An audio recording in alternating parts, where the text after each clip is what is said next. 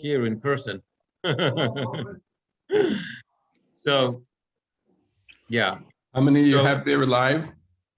we have Shep Kokin is here with me. Oh, Shep. I want you to know I was at Shep's second bar mitzvah.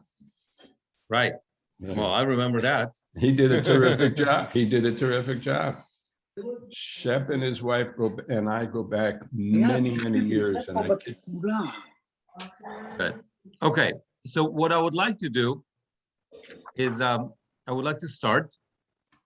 And so last week we spent more time on the theoretical aspect of things and understanding the system and you know how that works and the historical background and all that kind of stuff. What I would like to do today is kind of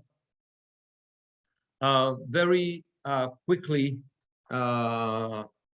jump into the practical aspect of things. Okay, so the practical aspect of things, if you remember, we left off last week, we left off with saying that the structure of the sentence of the pasuk is basically such that it has stops. And what we're going to do is to look at those stops in order to determine what our phrases are going to be. And to be more specific, we're looking at the sof pasuk, the etnachta, and the zakef, specifically zakef katon, because it is much more common than the zakef gadol. Now, these are not, as I mentioned before, these are not the only trope that separates, obviously, but this is the most common ones, and they're going to help us create that phrasing. So here's what I would like to do.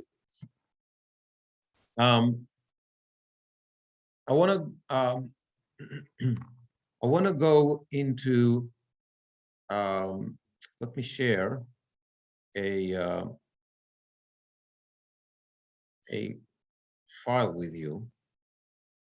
So I'm gonna put that file in the chat. That's number one. But I'm also going to share my screen so you can see that. Okay. This is the file. Everybody could see it in the chat. You can open it. But what I'm going to do is I'm going to. That's okay. That's okay, Chef. Don't worry. I'm going to open that also on the screen. Just give me a sec. And as everybody can see that? Now, it's the same text that we dealt with last week. And this is a photocopy from the Tikkun Korim. So let me talk about this book for a second. The Tikkun Korim is the main book that we use when we prepare a Torah reading. This particular one is my favorite. It's called the Simanim edition. Okay, I can put it in the chat, and you can Google it. You know, you can buy it online or whatever. Simanim, S-I-M-A-N-I-M.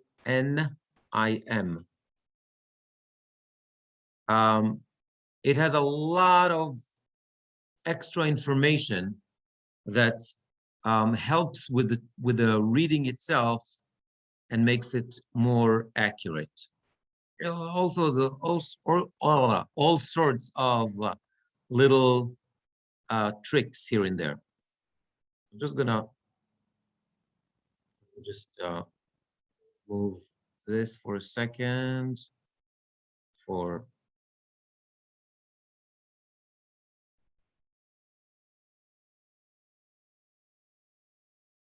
I'm going to bigger. Okay. it here. And move that one here. Here we go. Now, so when we talk about the phrases, and we said, if you remember, one of the if you remember the patterns here, Shep, take it. The pattern, and with the patterns, we dealt with 8 tropes, right? I'm gonna put that in the. I'm gonna put that file in the chat as well. And oh, I apologize, I was not able, we had some technical difficulties, but all that stuff, all the files and the recording of that, of the previous class as well as this one, going to be on our website very soon. So all that stuff is going to be accessible. Okay, so here's the way we're going to look at that. I'm starting from the very beginning. Bereshit bara Elohim et hashamayim ve'et haaretz. Now on the right side is the way we have the trope and the vowels and all the information that we need. On the left side, it's exactly the same, but without all that information. All right, so it's parallel. The lines are parallel to each other. But on the left side, it's the way it's going to be in the Torah scroll itself, where we don't have all the signs and all the information. Okay, so basically, once we're able to read, vast majority of the work is going to be transferring the information from the right side to the left side. Okay, everybody understands that? Okay. One tiny thing that is really, really cool in this particular edition of the Tikkun, as we know, without getting in too much into that, because this is not grammar class, in Hebrew, we have 2 types of shva, 2 types of shva vowels, right? These are it looks like a colon underneath the word, okay? And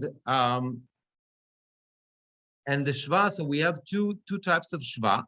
One has the S sound, right? It sounds like perhaps like a segol or tzere. And the other one is, let's call it for now, it's not exactly 100% correct, silent.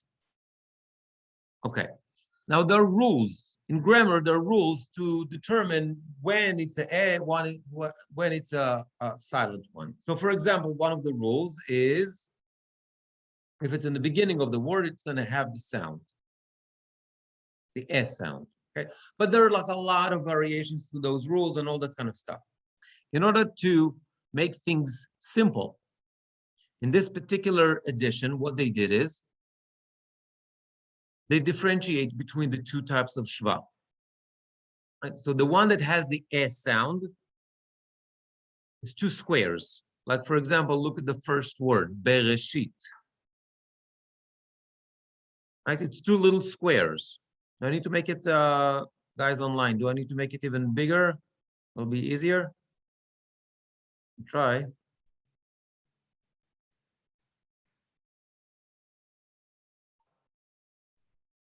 Okay, so you see that under the bet, it's 2 squares, which tells us we read it as bereshit, it's not breshit. No, they're squares.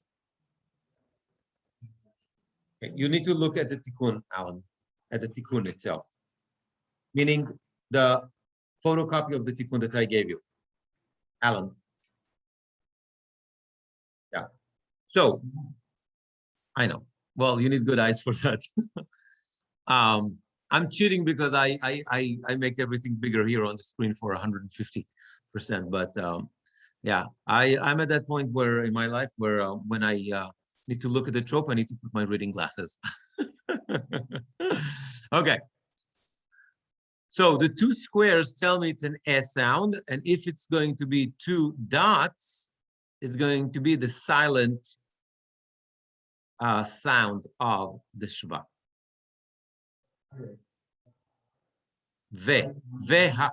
I'm sorry, ve haaretz.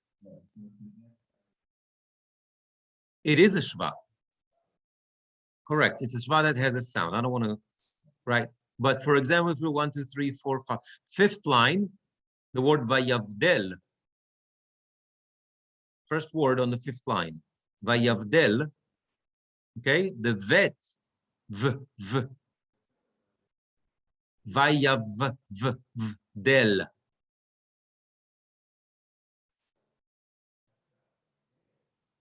Okay, we're not doing Ashkenazi pronunciation. We're doing a Sephardic pronunciation, or what we call, whatever, Israeli modern, call it whatever you want.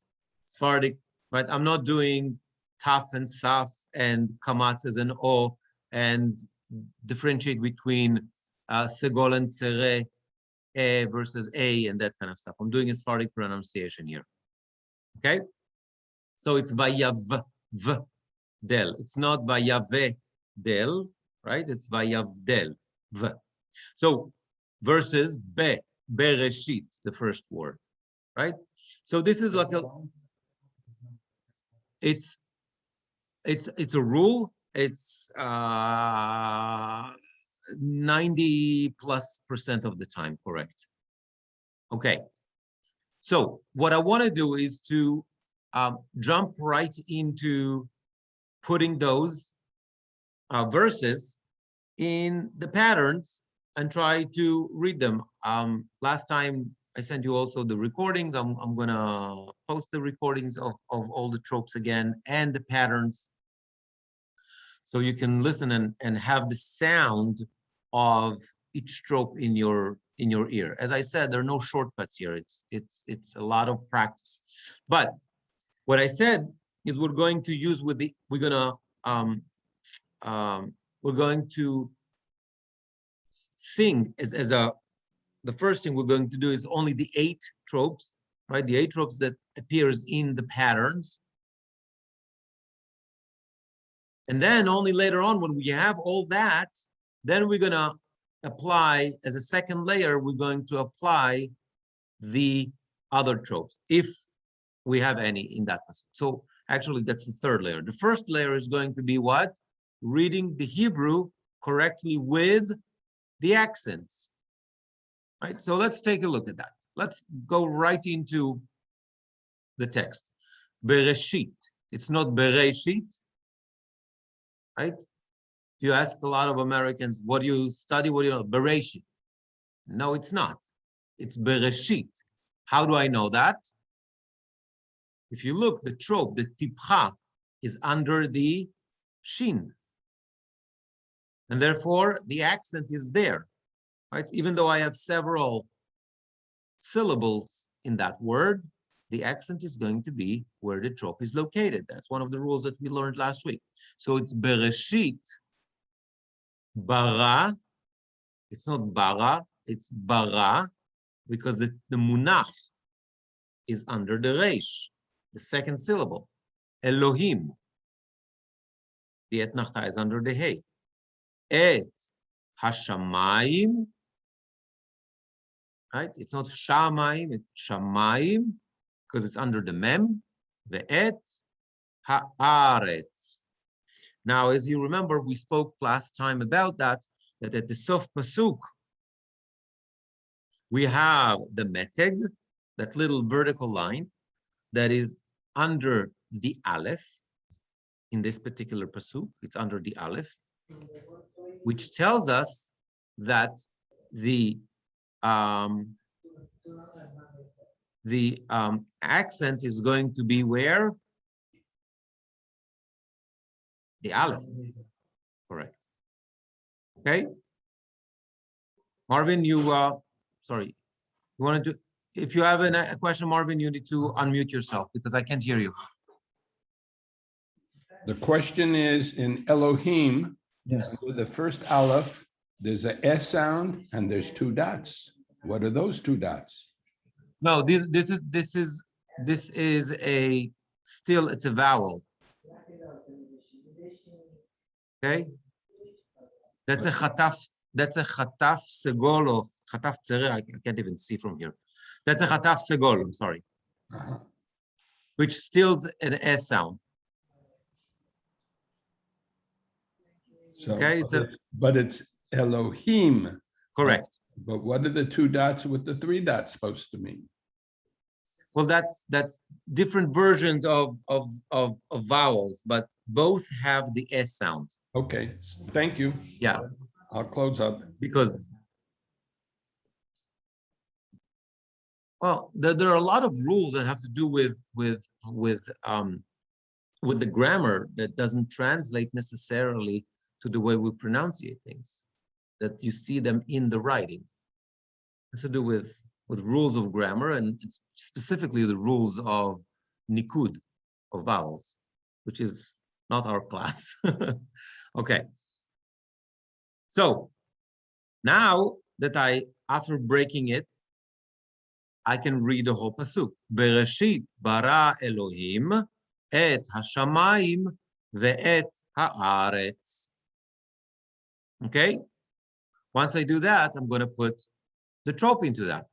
Again, I'm going to start only in the beginning with the 8 tropes that we're going to deal with. Like in the beginning, we're dealing, right? The ones that we have in the patterns, right? So the first one, Bereshit, is a tipcha.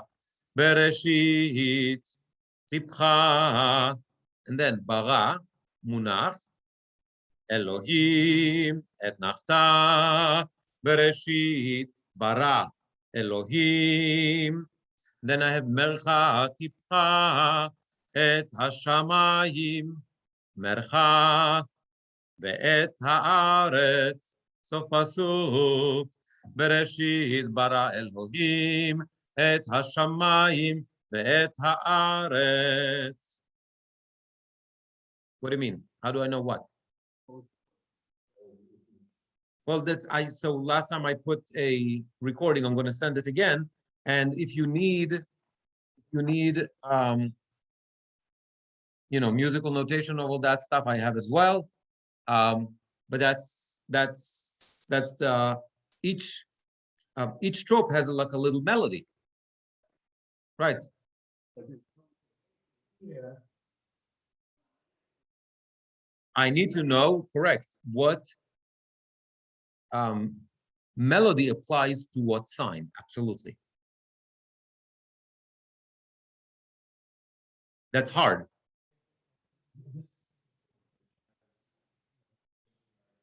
Yes. Yes. Right. And I sent it last week as well. Yeah. Correct. But that's not what Chef is asking. Chef is asking, how do you know which melody to put to which sign? So that the fact that you know the names doesn't help you with that. What you need to do is to remember, correct. And that's a significant part of the preparation. Okay, let's move to the second pasuk. Veha'aretz, right? Because the tam, the trope, which in that case is revia or revi'i, right? Is above the aleph, right? Veha'aretz hayeta. You see, it's haye, yeah, no hayta, but haye, yeah. It's the 2 squares under the yud. Alan, if you need to look at the other one. In your tikkun doesn't have that. Hayeta, that's right, and the accent is going to be under on the taf. Hayeta, tohu. Okay, now we come to that very interesting case. On the word tohu, you will see, right? You're going to see the pashta or kadma, depends where it is on the word. They look exactly. They look the same, right? You have 2 tropes that look the same, right? But what happened was that this is kind of a later version. I don't know how long it is since they start doing the trepashte or whatever. Jay is here. I think he can help us with that. Probably knows. It's been that way for as long as I've lived. But I wanted to say about 100 years, Jay. So yeah, at least. But the other tamim that have that feature, yeah, is more recent. When I was a kid, right, we did not have that assistance. Right. So this has to do with the fact that I guess editors realize that people not always understand where the accent goes. And so not to take out the original place of the trope, which is about at the end of the word over there, but the accent is actually goes on the first syllable, on the taf, tohu.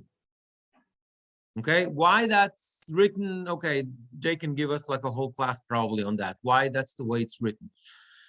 But the point is that we have two tropes, right? And here in that particular edition, you can see that one is bold and one is not, right? So it tells you that the accent is going to go on the first one. The original place of the trope is at the end of the word, but the accent is the first one, that they added it later on to tell us that this is indeed the place where the accent is going to be. Okay? So v'ha'aretz hayeta tohu vavohu, right? Here again, the zakef, there are two dots above the vet, vavohu. Okay? And then v'choshech, the tipcha is under the chet. Where do you see a line? Oh, don't worry about that. That's just nothing. It has to do with the, I'm not so sure even what that is. Okay. V'choshech al penei. Here's an example for what we said last time, that you're going to have two words connected with a hyphen, and therefore they're considered to be as one word. And here, that's a good example because it has the munach, only one trope, right? The word al doesn't have any trope, right? But it's connected to penei. Al penei, tehom. And again, it's tehom because the etnachta is on the under the hay. The ruach, right? The munach is under the reish. Elohim merachefet, right? The tipcha is under the chet. Al penei, you see it's two squares. It's very clear. Al penei merecha, one merecha because al penei again connected. Hamayim, right? And it's hamayim because the meteg is under the mem. Okay, so first what I'm going to do with this pasuk, I'm going to read only those words that have one of those 8 tropes that of our patterns. V'ha'aretz hayeta tohu vavohu v'choshech al penei tehom, and then v'ruach, that's the munach that precedes zakef katon. Elohim merachefet al penei hamayim. Right? So now, after reading that several times this way and have it, I'm going to have the third layer, which I'm going to add the extra information. So for example, here what I have a revi'i. On the word v'ha'aretz, I have a trope that is not part of the group A or group B of those 8 tropes that were our patterns. And we're going to add it. Ve'ha'aretz revi'i. Right? And I'm going to incorporate that into the rest. That's it. Ve'ha'aretz hayeta tohu vavohu v'choshech al penei tehom v'ruach Elohim merachefet al penei hamayim. Next pasuk. Vayomer. You see why it's Vayomer? Because the mercha is under the yud. I mean, it has also dagesh, but doesn't matter. Vayomer Elohim yehi or, vayhi or. Right? Again, 2 words over there connected with a hyphen. Vayhi or, and the meteg is under the aleph. Vayhi or. This is where my accent goes. Vayomer Elohim yehi or Vayhi or. Next pasuk. Vayar Elohim. By the way, Vayar, got to be careful with that word because sometimes in the Torah we have a different word, totally different meaning. That looks like that. It's Vayera or Vayira. And these are all different, so got to be careful when you see one of those words, okay? Vayar Elohim et haor kitov. Vayavdel. Everybody understand why it's vayav, not vayave, but vayav, two little dots, right? Vayavdel, and the accent is on the dalet. Vayavdel Elohim bein haor uvein hachoshech. Right, and you see that the meteg is on the chet. Choshech, hachoshech.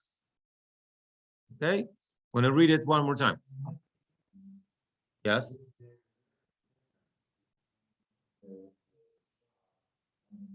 Correct.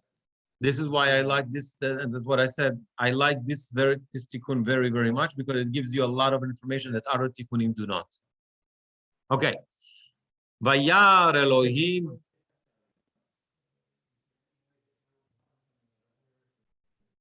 You need to learn the rules of shvanach and shvana, the rules of grammar. Could you repeat the questions when you answered? Yeah, the question was, if you don't have that particular tikkun, or a version of the text that differentiates between the two types of shva, can you tell the difference if they look the same? And I said, absolutely, but for that, you need to learn the rules of the shva, the shvanach and shvana, and that's another lot of information that you need to add as you prepare the Torah reading. In a perfect world, absolutely, when you try to be as practical as possible and be able to prepare Torah reading in the fastest and most accurate way, I would suggest to go with one of the additions that differentiate between the shvanach and the shvana. Okay? Okay. So, correct. Even the two pashtas that, correct. That's the whole point. That's exactly correct. I understand. And this is exactly the advantage of this particular edition. Okay, so I'm in pasuk Daled. Vayar Elohim et haor kitov, vayavdel Elohim bein haor uvein hachoshech. Okay, so I'm going to start with again our 8 tropes. So I'm going to Vayar Elohim. Just going to read it first without melody, and then et haor טיפחה kitov et nachta munach katon vayavdel Elohim mercha טיפחה bein haor mercha pasuk uvein hachoshech. Right? So now I have Vayar Elohim et haor kitov vayavdel Elohim bein haor uvein hachoshech. And then the third level is I'm going to add on the word Vayar I have a darga, and on the word Elohim I have tevir. Right? So I'm going to add the melody for darga and tevir. Darga tevir Vayar Elohim et haor kitov vayavdel Elohim bein haor bein hachoshech. Okay. Okay, moving on. Here I have Vayikra, right? Because you see the trope is above, I'm sorry, the Reish, Vayikra, Elohim, right? The Mapach is under the Hey. Now, this is the Pasek or Pesik, right? That vertical line that we see there after Elohim. As I mentioned last week, it doesn't have a melody, but it tells me that I need to separate that word in my pronunciation from the next one. So it's not going to be Elohim la It's not going to be Elohim laor, but Elohim laor, right? Separate, have a, right? Okay, so Vayikra Elohim laor yom velachoshech. See the tipcha under the chet. Velachoshech. Here is a interesting piece of information. Kara. Okay, and that's another trick that they do in this particular edition. You see that the kuf is bigger. The font is bigger, right? Because this is unusual. The word is kara. Here, it's not under, no. Well, it's actually the accent is going to change. We're going to read it as kara. And to make sure that you understand that and you actually see that, because the tendency is to say kara, they make that kuf bigger to help you see that. Kara laila. Why this is happening? It's a rule in grammar called nasog leachor. Right, Jay? Am I? That's right. Okay. I think Americans call it nasog achor. They put out the law, they drop the lamed for some reason. Oh, okay. I mean, okay. you know, crazy English speakers. But blame the grammar. But the point is that the accent changes here, and instead of kara, we're going to say kara laila, vayi erev, vayi voker, yom echad. Okay, so let's read the whole pasuk. Vayikra Elohim laor yom, velachoshech kara laila, vayi erev, vayi voker, yom echad. Now, this is another little feature that this particular edition has, and other tikkunim are not going to have. Like the bigger font, when it's unusual, when it's the tendency is to go and gonna say kara. So they want to grab your attention and say, hey, no, this is unusual. We're gonna say, okay, fine.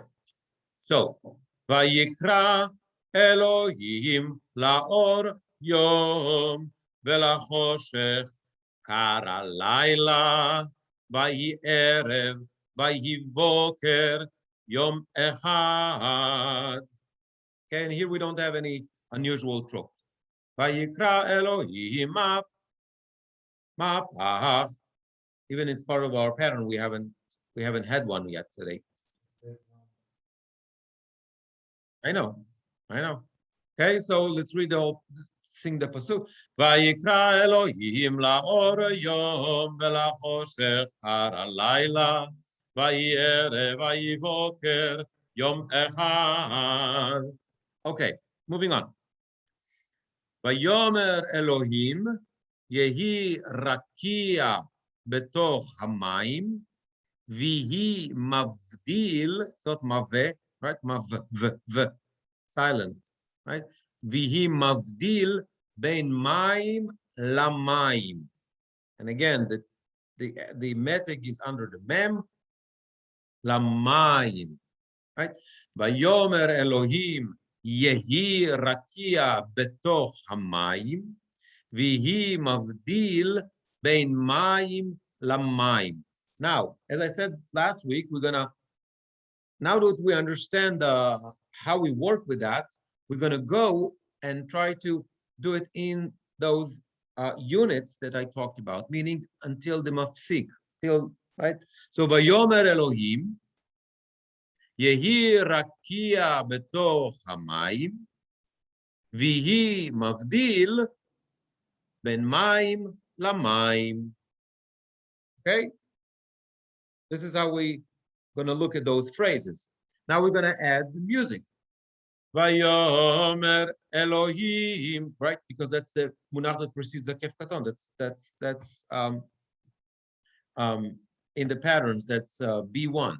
Vayomer Elohim, and I'm very clear that ta, the melody, tarara, vayomer, right? It's on the yud. Vayo, it's not vayomer, right? I'm very clear that the melody, where the accent is going to be on, right, where it's supposed to be. Vayomer Elohim Okay, that's beginning. Then the next part, next phrase. Yehi rakia mercha tipcha, yehi rakia betoch hamayim. Right, that's my break. Then the next phrase. Vihi mavdil bein mayim lamayim. Okay, next. Yeah, question.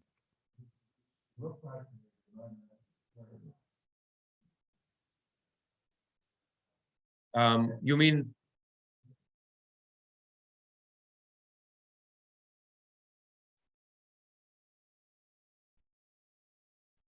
okay, so those paragraphs.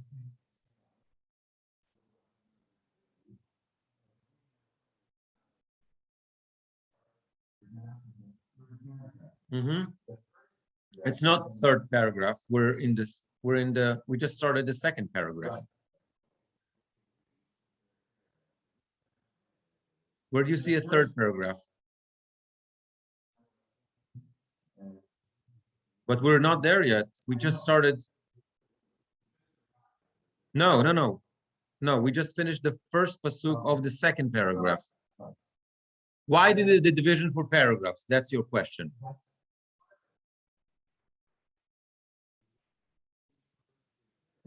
Yes. The little Magen David? Yes. Okay. Fine. Okay, so the question is, I just need to repeat the question for, what's the meaning of the diamond? And actually it's that hand, if you look at the beginning, before the word Bereshit, and the meaning of the two little Magen David that we have, 1, 2, 3, 4, like 8th line or so, like the second paragraph and the third paragraph. So that hand and the diamond is the sign of beginning of a new parasha. Okay, so in that particular tikkun, you will see that in the beginning of a parasha, you will see that diamond. Beginning of a book is that hand. Okay, so that's now the Magen David is so the first paragraph is where we stop on Mondays and Thursdays on Shabbat at Mincha. Right, so this is where the stop is.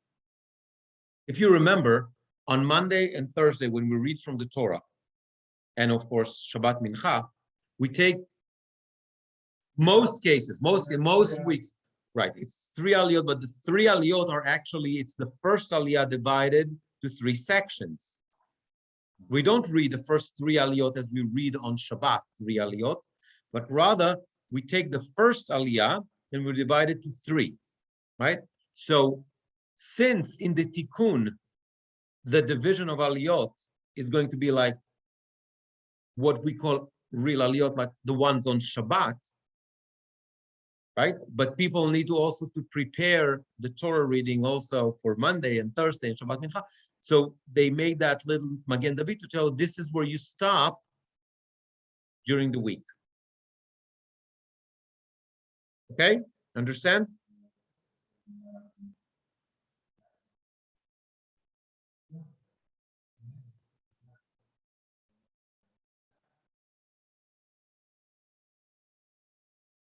Right, because that's the end.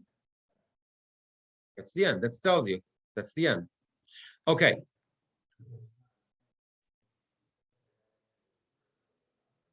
No, the first aliyah is the beginning. The first aliyah is the beginning until the Magen David. The second aliyah starts from the Magen David until the next Magen David. And the third aliyah is from Magen David to Magen David.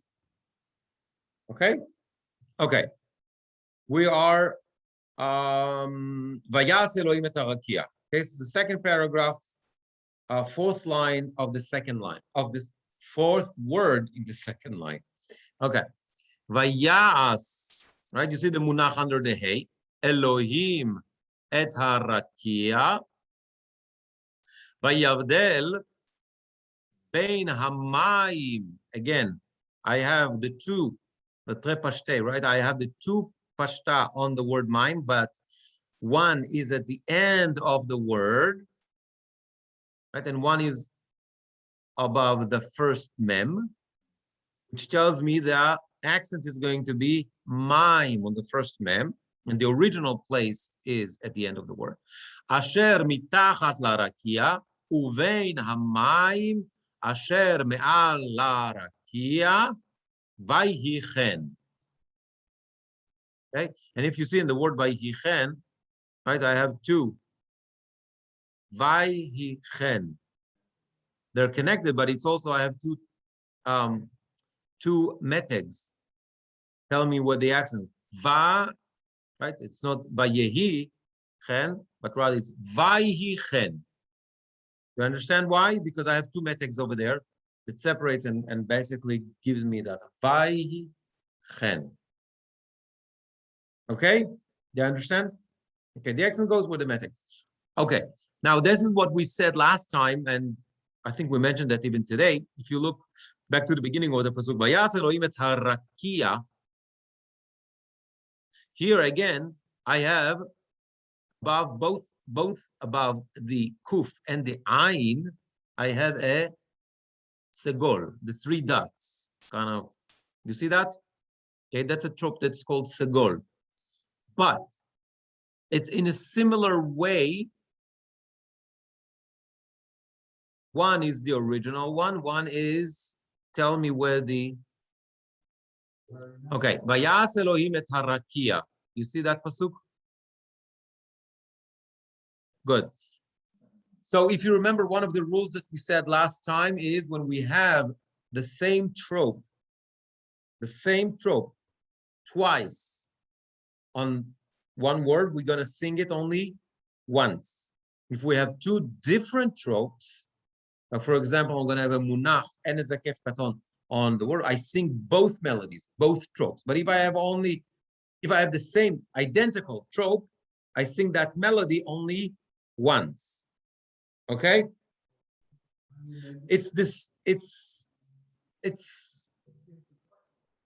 No, it has historical reasons why. It has to do also with the accent. Okay? No. Okay? So let's go. No. What it represents is something that, Jay, you want to jump in here? I didn't hear what the comment was because I had the comment is like, why do we have two segol on harakia? Okay. It's really one trop. Correct. Okay. It's really one trop. The first one that appears is to remind you that the accent is before the last syllable. Right. And Pashta works that way. And I think we once spoke about, I don't use the term Tre Pashte because it's really one Pashta as a trop. It's two symbols of a Pashta. Trope. So anyway, I'm sorry, I'm getting too theoretical. So really, it's really one trop, and the first one that appears is helping just to remind you that the accent is before that kuf, right? Elohim, for example, Zarka is another trop that behaves that way, but since Elohim is accented on the last syllable, we only have one symbol. So I'm just distinguishing between the trop and the symbols. Right. So it's just a reminder, as Jay said, that the accent indeed is going to be on the kuf, on the ki, rather than on the a. It's not counterintuitive. Yeah. But they left the other one. They left the other one because that's the correct location of the trope. As I said last week, we put the accent where the trope is located, and I said this is a 90% time rule. This is one of those 10%. But since we don't want to take away the place, and there are reasons why it's like that the accent is not where the trope is located. Okay, but for that we need to spend a lot of time on grammar, right? So they make it easier for you, and they tell you, I'm going to put another one where the accent is. And actually, most of the times you will figure this out on your own, because it's kind of like if you're going to sing, doesn't sound like really right. Okay, let me go into, so again, continue on the system. Vayas Elohim et harakia, vayavdel bein hamayim asher mitachat larakia, uvein hamayim asher me'al larakia, vayhichen. This is, by the way, a good example. This particular pasuk is a very good example to show you what I said last time, that the etnachta divides the pasuk into two parts, not two parts that not necessarily have to do with length, but content. So that means, that's one half. The second half, why? Now I'm going to go a little bit like into commentary, right? And some of the commentaries, by the way, dealt with that. And they say, because this is the action and this is the outcome. The etnachta is, yes, it's a pause. You want to, you're fine. You can call it a pause. But it divides this. When I said it divides the sentence, the pasuk, it has to do with content and not length. I'm not so sure, because commas, you can have several in a sentence. You can have only one etnachta in a sentence. Okay, so it's not exactly like a comma. Okay, now, if I'm going to sing it, so Vayas Elohim et harakia, vayavdel, all that stuff, all those words are not part of our patterns. Bein hamayim asher mitachat larakia, uvein hamayim asher me'al larakia, vayhichen. Okay, so after doing that several times, as we, that's our method, and we feel comfortable with that, we're just going to add the third layer, which are those extra tropes. Vayas Elohim et harakia, vayavdel. And then you continue. Bein hamayim asher mitachat larakia, uvein hamayim asher me'al larakia, vayhichen. Okay, next pasuk. What? That's the metig. Oh, above? I don't know. It's just like, maybe it's just like, it's actually, to be honest, they do something in this particular edition, that little horizontal line. I never even bothered to look at that. They have, I don't know, 50 pages of explanations for all this stuff, their method and all that kind of. I'll be honest, I didn't read the whole thing. So there are little signs and stuff like that that they added in that particular edition that I didn't even bother to. Yeah, I have a newer one, and they don't do that. They don't. Oh, they don't do that even anymore? No, because it's really redundant. They're marking words, letters that might have a dagesh, a dot inside, that it doesn't have it. It's called rafet, that is the continuant. Oh, nice. So this is the, okay. But it is redundant, because if the dagesh is not there, then you see it's rafet. Exactly, but a green light is also redundant, because all you need is the stop, is the red light. But so sometimes it helps. Yeah, okay, cool. Okay, next pasuk. Vayikra Elohim larakia. Yeah, understand why? Larakia. I have like a tiny, obviously the accent is going to be on the kuf, because this is what the tipcha is. Larakia. But there's a little separation, right? I have a metek before, like, the line, larakia, right? And what we call, by the way, that lamed is what we call a chilit. I think it's called in English prefix or something like that, right? To the rakia, to the, right? La rakia shamayim, vayhi erev, vayhi boker, yom sheni. Now, again, I'm going to read it first. I'm going to sing it first without the darga tevir. I'm sorry, what? Because there's no dot, there's no dagesh.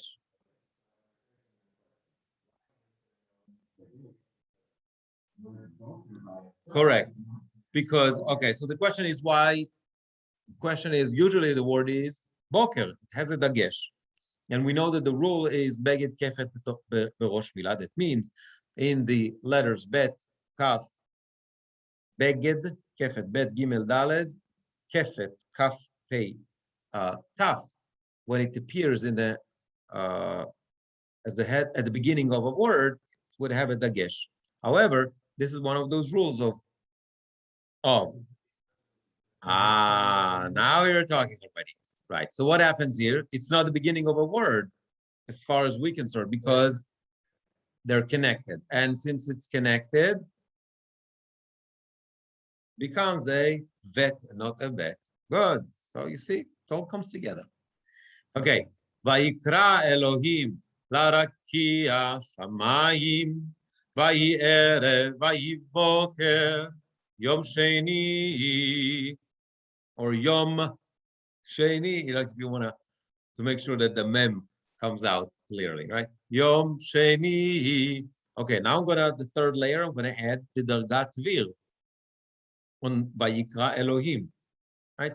Vayikra Elohim larakia shamayim vayi erev vayi voker yom sheni. And this is actually those horizontal lines that you were asking me about, Alan. That's exactly what Jay said. He said that that's the reason why they put them, because usually you would think, oh, it's supposed to be boker. So this is another reminder that it's not, it's going to be voker. Okay, all those little features. It's like, you know, when you buy a new phone and 90% of the stuff, you have no idea what they're doing.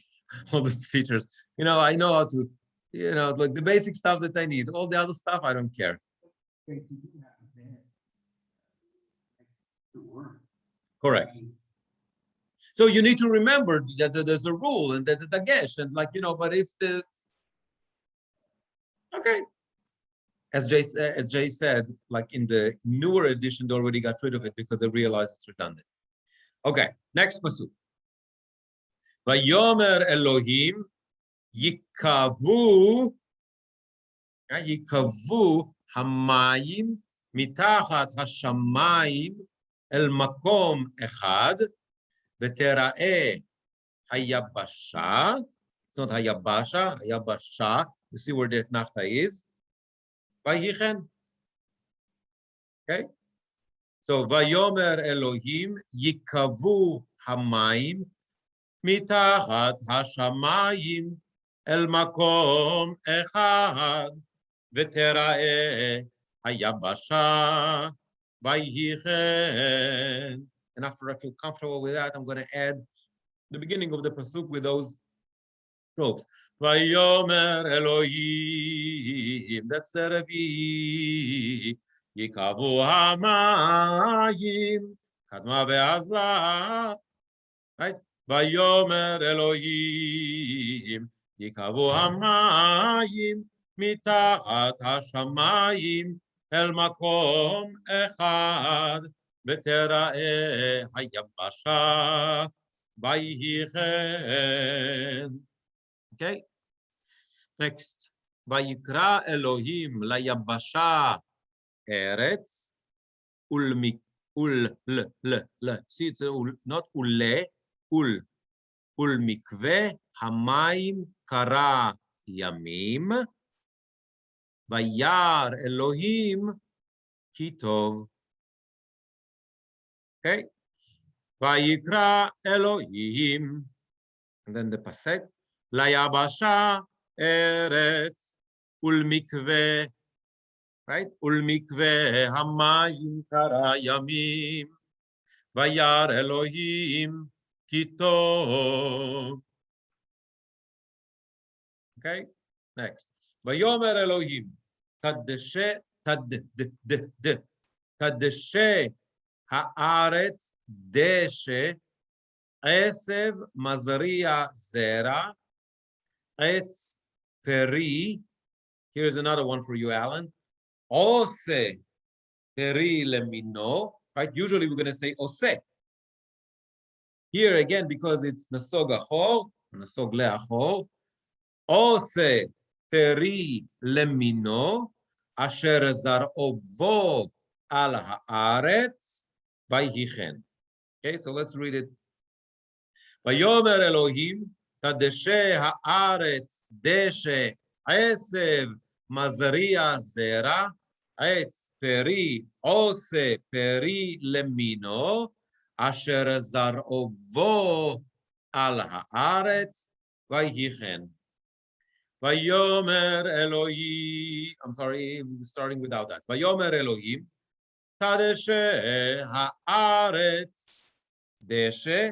Now this one, okay, look at that word esev. That's a yetiv. Don't get confused between the yetiv and the ma'apach.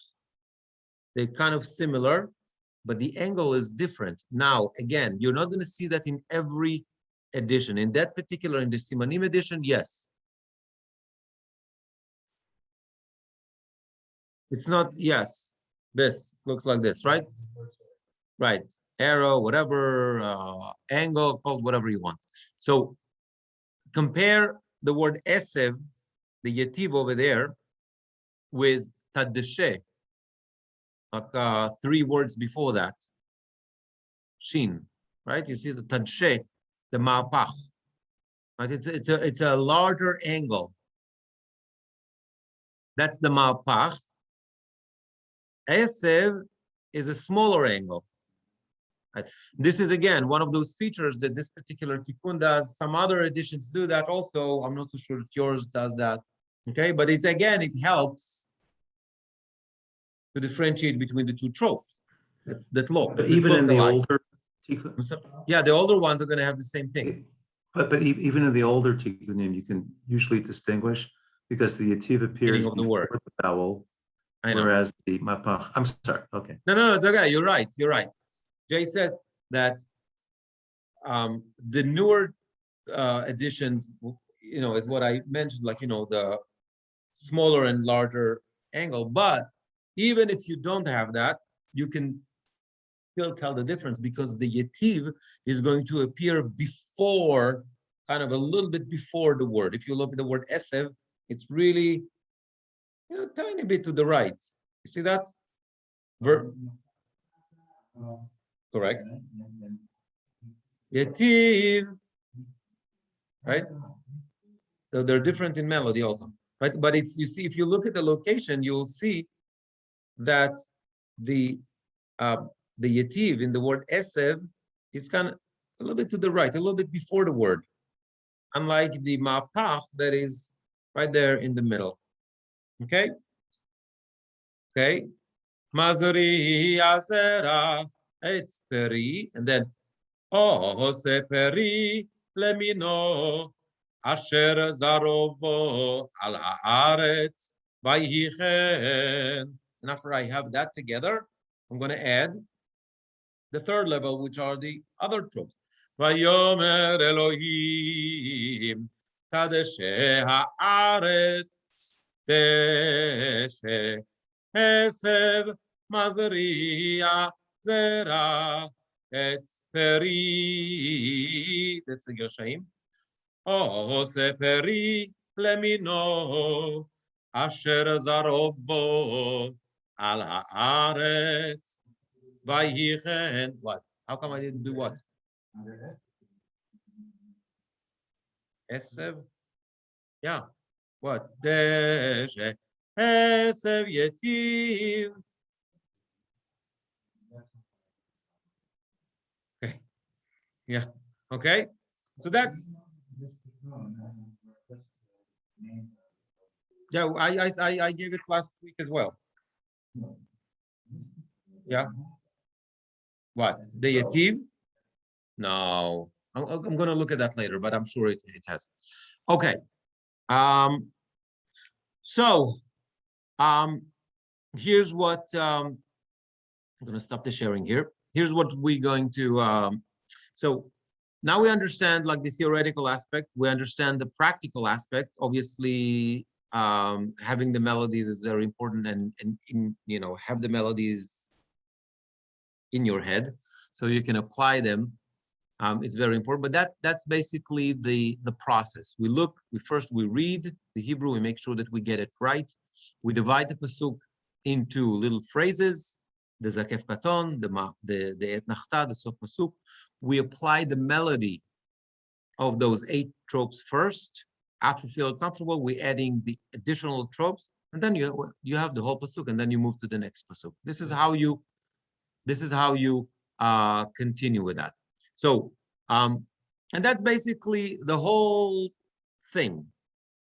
What are we going to do next? So you're going to do, if this is everything, what are we going to do next week? So next week, and for this, Jay, I'm sorry I didn't ask you before, but I will need your help next week. And I hope that you'll be available and maybe even like be with me, or we'll figure this out. We'll talk. I want to next week. I want to deal with all the what we call yotzei min haklal. Sometimes we have special melodies. Like for example, Shirat Hayam. Right? We have special melodies, or we have the Machanot. That is a special melody, or the end of Aliyah is a special melody, or the end of a book. When we say the Chazak, that's a special melody. So they have like all those unusual times in which we deviate from the regular trope and that kind of stuff. And we're going to do some different melody. And so we're going to touch upon those times as well. And that's going to be our final session on Torah reading. Of course, this is just the knowledge. No, the hard work just starts.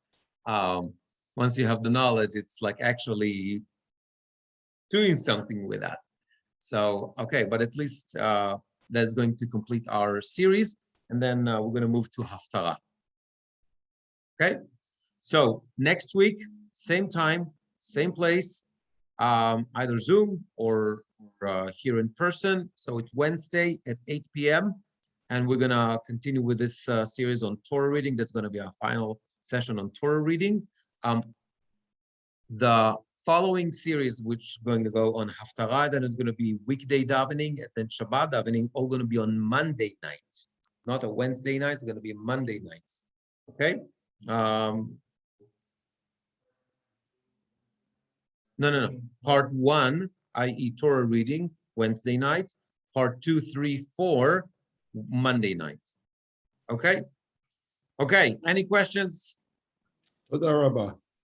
Okay. Thank you. Good night, everybody. Jay, I'll be in touch with you, and maybe you can help me with next time with all the yotzei min haklal also. Okay.